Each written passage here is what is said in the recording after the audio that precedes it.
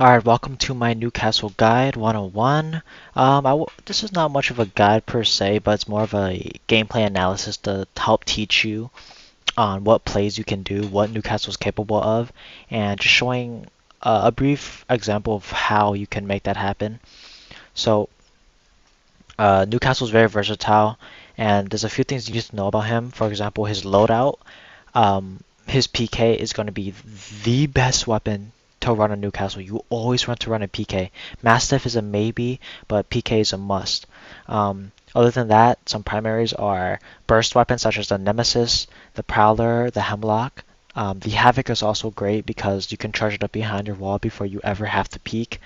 But essentially just run weapons that can do high damage output with the least time you spend peeking outside cover. But anyways, I'm going to be showing you guys some clips and then talking over the clips and explaining what went down and how. So let's get into it. Alright, so here you're going to notice that I am in a 1v3 situation. My teammate gets knocked and he's the only teammate I have around to use for my passive. So I want you to pay close attention to how I'm using my teammate to benefit myself in this 1v3 situation. Alright, so knowing my teammate is dead meat, I know that getting him up isn't an option because he'll immediately be thirsted again, even with gold knockdown, because we are in open space and the team is aggressively pushing us. So my goal here is not to revive him, but to use him as cover to drag my way from the open space to cover. So you're gonna see I'm using him as cover to get myself to a safe spot where I can transition to another piece of cover with my ult. I'm ulting to high ground because that's the best way to handle a 1v3. So you're gonna see I climb up and reset and prepare myself for this 1v3 that I've been forced into. So I'm popping shots, beam the Valkyrie as she's flying up, boom, wall goes down. My goal here is to have separate 1v1s with this wall. This wall is allowing me to turn my back to someone while 1v1ing the person in front of me safely. And you can see that that worked out perfectly in my favor. Alright, so here I am in yet another 1v3 off drop. Both my teammates get killed. And I am forced to take this into another 1v3 into my own hands. So this clip's going to greatly demonstrate how his ult is great movement and how I used the PK, the strongest weapon in Newcastle's hand, to my fullest advantage, and why that is the sole reason I won this fight as Newcastle. Alright, so here you're gonna notice how I utilized his ult to quickly reposition out of a bad spot immediately and allowing myself to take a bat and reset safely. Not many other characters can reposition like this besides Newcastle, maybe Loba and Ashe, but Newcastle does it one of the best ways because he's making cover for himself. You're gonna see that my last teammate goes down here. I do my best to wrap up this fight, but sadly it's out of my hands. Teammates are telling me to run, but I'm Newcastle. There's no reason for me to run. Let's cut back to when the fight starts again. Alright, so into the 1v3. I'm getting chased by one of the enemies, Octane, split from his team, and he's chasing me. I'm gonna beam him up the zipline, whip up the PK, knock, boom. 1v2 situation. Clear the door, I'm resetting. And notice here how I utilized the PK and the wall here to take on an easy 1v2. Boom, move the wall back so they can't push me as easily. I'm moving the wall up with me as I'm peeking so I can play as an extended part of the door. And you can see there that was easy 1v3. Alright, so here the main thing I want you to learn from this clip is at the end on how I utilize his ult in the passive to gain info and to put pressure on the enemy. One of Newcastle's biggest strengths is that he can put immense pressure on a single enemy just by having a down teammate by you. You don't always have to go for a revive when your teammate is down. The amount of things you can do and gain from just playing with your down teammate is crazy. So here you're going to see that I'm reviving my teammate so I can 3-peek. And I'm 3-peeking, and as I see him coming, I pop a shot on his head. You can see that I actually took down my ultimate wall and pushed him immediately, which is something he did not expect, and got punished for immediately. A lot of people don't know that, but your wall from your ult can be taken down instantly, and you can instantly run past it as it's fading away, and you can use this to catch enemies off guard very well. Alright, so the main thing to pay attention to in this clip is how I'm using my teammate as another part of my utility, and not just treating my passive as a way to revive teammates. His passive is very versatile, and when your teammate is down, that's just another asset to your kit, and you need to use your teammates as a tool to your arsenal to win the fight. And you're gonna see here how exactly I execute that in this 1v1. Alright, so the fight, boom, I get a knock. I'm sliding down the hill to thirst my kill as my teammate also gets knocked. Now there's no panic here because, like I said, that's now another tool I can use to win this fight.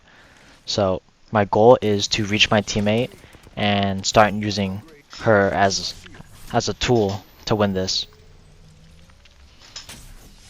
You're gonna see I am on low ground, so I am at the disadvantage here, which is why I use my wall to move up. There's nothing he can do about it. And boom, mission succeeded. I reached my teammate. Now watch how I utilize my teammate as cover to manipulate this fight. And we swap spots. I'm on high ground now.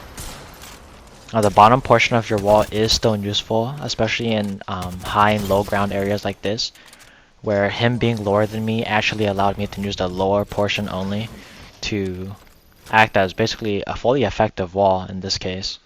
But remember that you're using your down teammates as another part of your utility, because if you always go for the revive as Newcastle, you're gonna be throwing low-key. So this clip is going to demonstrate another great example of using his ult as movement to reposition quickly and safely, while also allowing you a spot to play immediately afterwards. The thing to keep in mind is his tactical wall combined with his ult is one of the strongest combinations in the game right now with any character, alongside, I don't know, Horizon.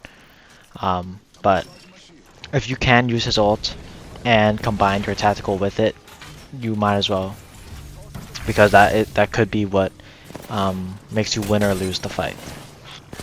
Alright, so I'm being heavily pressured by two people in this box piece of cover, and this is not a good spot for me, so I immediately relocate. You can see they immediately push me, but it doesn't matter because I just fly to a whole different spot.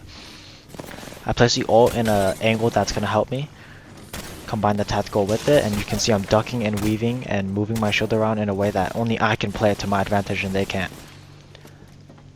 This Loba struggling really hard to catch me with my wall and push her to finish off the fight. And you can see how simple and easy that was, just utilizing my wall as my cover and not theirs, and just not allowing them to play it. But this is another great example of how you can use Newcastle's abilities to grant you free 1v1s with your back completely turned to another enemy while simultaneously having a fight with someone.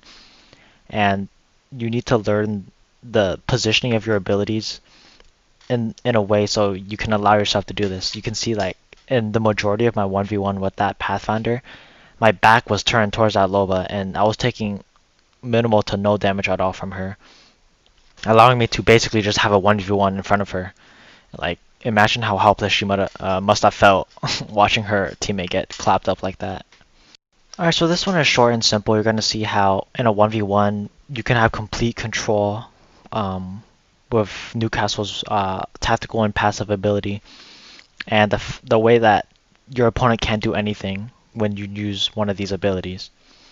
Alright, so 1v1 situation against an Ashe. My teammate gets knocked. I have my wall up available for use, which goes on right here. Ashe hits me hard. Now, I know I don't have to play aggressive here. I have my wall. I'm in control of this fight. There's no need for me to play aggro, especially with my down teammate here. So I'm gonna start reviving, and you can see I'm moving my wall with me as I revive. And the fact that he pushed me after shows that the pressure I put on him, he did not want to let me revive there, but there's nothing he could do about it because I had my tactical wall there and I had my purple knockdown shield there. There was nothing he could have physically done to stop me from reviving there, which forced him to push me, and I baited him in for an easy kill, essentially.